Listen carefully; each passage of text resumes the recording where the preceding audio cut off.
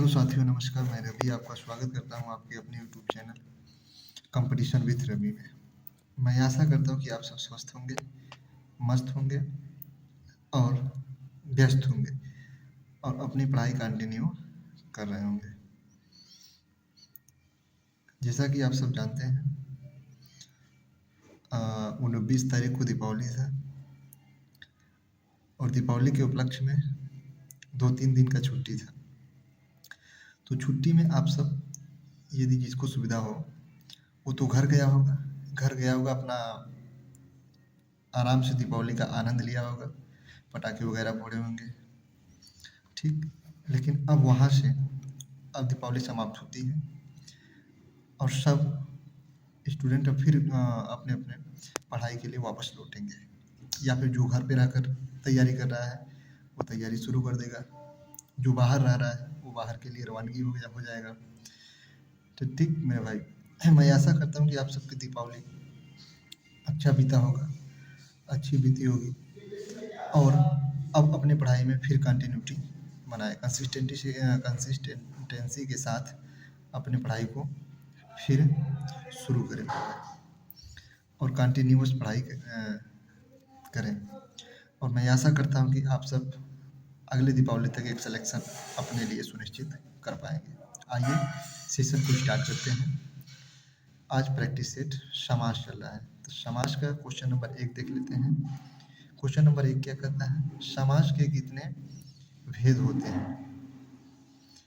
Number 1 4, number 2 5, 6, 7। तो समास के आप जानते हैं मेरे भाई 6 भेद होते हैं। कितने? ना 4, ना 5, ना 7, ना ये 6 भेद होते हैं। नंबर 1 क्या होता है? नंबर 1 होता है आपका कर्मधारय। नंबर 2 होता है अव्ययी भाव। अव्ययी भाव। नंबर 3 होता है द्विगु। नंबर 4 होता है आपका द्वंद्व। नंबर 5 होता है आपका तत्पुरुष। और नंबर 6 क्या होता है? बहुव्रीहि। ठीक, तो ये 6 होते हैं। 6 आपके प्रकार होते हैं मेरे भाई। तो क्वेश्चन 6 प्रकार होते हैं। क्वेश्चन नंबर आप 2 देख लेते हैं। समास का अर्थ क्या होता है? समास का अर्थ होता है संक्षेप। और समास कैसे मिलकर बनता है? समास 2 या 2 से अधिक शब्द जब मिलते हैं और एक नवीन शब्दों का निर्माण करते हैं तो उसे समास कहा जाता है। ठीक, तो इसका जो क्वेश्चन नंबर 2 का आंसर 1 मतलब संक्षेप, पहला is the right answer. Question number 3 में क्या कहता है? क्वेश्चन नंबर 3 में निम्न में से कौन सा समास का प्रकार नहीं है? कौन सा प्रकार सही नहीं है? यहाँ नहीं वाला शब्द ध्यान देना मेरे भाई, लास्ट में जरूर पढ़ना है। यहाँ नहीं लिखा रहता है, किसी प्रश्न में नहीं लिखा है तो आप कंफ्यूजन मार देंगे, कौन सा सही है, ये सही है मार के चले जाएंगे तो आपका गलत हो जाएगा। ध्यान देना क्वेश्चन पे, कौन सा सही नहीं है। तो पंचवटी द्विगु समास ये सही है, ये होता है। पड़कुटी द्वंद्व समास, यथा नियम अव्ययी भाव, और ये क्या है? ये विद्या भंडार है। जूम कर देते हैं थोड़ा सा। विद्या भंडार तत्पुरुष है, ये भी है, ये भी है। ये पड़कुटी, पड़ का कुटी, पड़ मतलब पत्ता की कुटी, ये गलत है। यही आपका सही है मेरे भाई, यही गलत है, यही आपका सही है। ठीक, तो क्वेश्चन नंबर 3 का 2 is the right answer. Question number 4, समास के पदों को अलग करने को क्या कहा जाता है? समास के पदों को अलग करने को विग्रह कहते हैं। विच्छेद तो वो उसको कहते हैं। प्रत्यंग, क्वेश्चन नंबर 5 देख लेते हैं। प्रत्यंग किस समास का उदाहरण है? तो प्रत्यंग मेरे भाई स्टूडेंट्स, प्रत्यंग आपका तत्पुरुष का है, नो। द्विगु का है, नो। अव्ययी भाव का है, तो 3 is the right answer. Question number 5 का answer 3 is the right answer. रातों रात, हाँ ये क्वेश्चन यहाँ पे थोड़ा सा डिफाइन करके बताएंगे।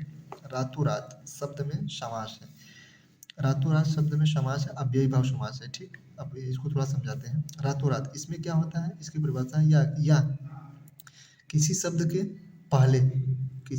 पहले प्रति आ जाए, उपसर्ग आ जाए। ये सब उपसर्ग वाले जितने होते हैं ना, ये अव्ययी भाव के अंतर्गत आते हैं। जैसे यथा आ गया, यथा संभव, प्रति, आमरण, आजन्म, ये सब आ गया ना, अनुरूप। तो ये अव्ययी भाव होता है। इसके बाद सेम वर्ड आ जाए, सेम वर्ड आ जाए, जैसे रातों रात, रातों रात, धड़ाधड़, धड़ा धड़, और बीच में योजक चिन्ह आ जाए। तो बीच में योजक चिन्ह दो आपके वहाँ दो समास में आते हैं।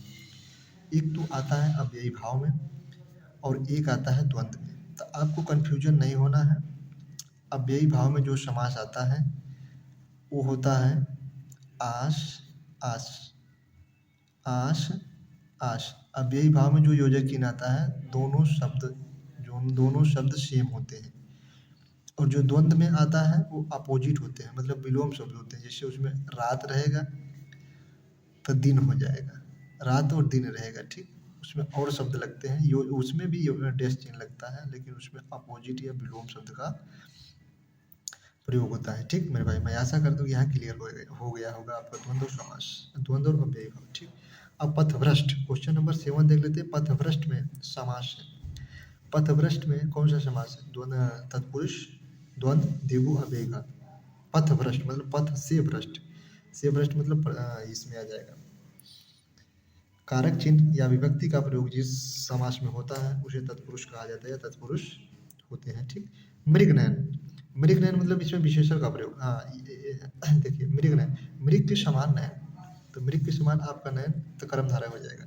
हाँ, जिसमें जिसे नीलकंठ, नीलकंठ, नीला है कंठ, ठीक, नीलकंठ। तो नीलकंठ में कौन सा है? कर्मधारय है, इसमें विशेषण का प्रयोग किया जाता है, ठीक। ये मध माता, माता के समान, ये मध वाला, ये किस में जाएगा? ये कर्मधारय में जाएगा। अब क्वेश्चन नंबर 10 देख लेते हैं। क्वेश्चन नंबर 10, निम्न में से कौन सा शब्द, निम्न में से कौन सा शब्द कर्मधारय समास का उदाहरण है? कर्मधारय समास, राजकुमार नो, पीताम्बर नो, कलाश्रेष्ठ। क्या बोला है? कर्मधारय, कलाश्रेष्ठ मतलब इसमें क्या है? विशेषण है, तो is the right answer. Question number 10 का answer number 3 is the right answer. गुरुदेव, गुरुदेव शब्द में समास है। गुरुदेव शब्द में क्वेश्चन नंबर 11 क्या बोला है? गुरुदेव समास में, गुरुदेव शब्द में कौन सा समास है? तो आंसर एक दे लेते हैं, गुरुदेव। देवों में क्या है? गुरु। अरे गुरुओं को क्या, गुरु देव के समान है, तो आपका कर्मधारय। इसमें विशेषण का प्रयोग हो रहा है, विशेषण आपको झलक रहा है, तो जिसमें विशेषण झलकेगा वो आपका चला जाएगा कर्मधारय में, ठीक। तो क्वेश्चन नंबर 12 देख लेते हैं। सतसई किस समास का उदाहरण है? सतसई आपका मेरे भाई ये द्विगु का है। सतसई मतलब सतसई, 700 दोहों का समूह होता है ये, ठीक। तो द्विगु समास जाएगा, जिसमें संख्या होता है ना वो आपका द्विगु के अंतर्गत है। क्वेश्चन नंबर 13 देख लेते हैं। बारहसिंगा, बारहसिंगा शब्द में समास है। तो बारहसिंगा शब्द आपको 12 इसमें नहीं देखना है, गिनती काउंट नहीं करना 12। ये बारहसिंगा एक स्पेशल अर्थ दे रहा है, तो ये बहुव्रीहि में जाएगा। बारहसिंगा मतलब होता है शेर, तो शेर नहीं होता है वो, बारहसिंगा होता है ना, एक जानवर का नाम है, एक एनिमल का नाम है बारहसिंगा, तो उसका स्पेशल नाम तो बहुव्रीहि में जाएगा, ठीक। अब क्वेश्चन नंबर 14 देख लेते हैं। अन्न जल, हाँ यही क्वेश्चन, अन्न जल, अन्न और जल, ये डैश चिन्ह लगा है, तो आप अव्ययी भाव नहीं मारना है, अव्ययी भाव नहीं मारना है, आपको मारना है द्वंद्व समास, क्योंकि अन्न और जल ये अपोजिट शब्द है। अन्न और जल, अन्न अलग है, जल अलग है, ठीक।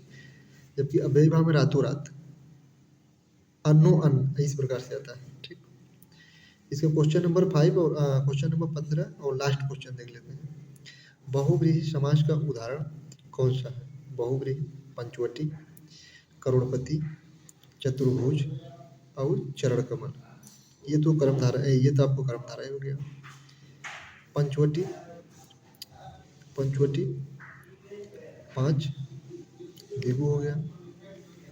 आपको बहुव्रीहि में क्या ध्यान देना है? बहुव्रीहि एक स्पेशल अर्थ देता है, क्या देता है? एक स्पेशल अर्थ देता है। जैसे चतुर्भुज, चतुर्भुज मतलब 4 मुख है जिसके, अर्थात ब्रह्मा जी, तो इसको क्या होता है? ये स्पेशल अर्थ दे रहा है, ये बहुव्रीहि के अंतर्गत चला जाता है, बहुव्रीहि के अंतर्गत आता है। आपको यही क्वेश्चन समाप्त होता है मेरे भाई। मैं आशा करता हूँ कि ये 15 क्वेश्चन के माध्यम से आपके हिंदी की तैयारी में थोड़ा बहुत जो हेल्प मिल रहा है उससे आपका हिंदी और बेहतर हो जाएगा, रिवीजन हो जाएगा। सो यही भी सेशन को समाप्त करता हूँ मेरे भाई। आप लाइक करिए, शेयर करिए, कमेंट करिए अपने फीडबैक देखिए, रिस्पॉन्स दीजिए, जो भी कमियाँ है मुझ पे वो दूर करके आपके साथ ऐसे ही वीडियो लाता रहूँ।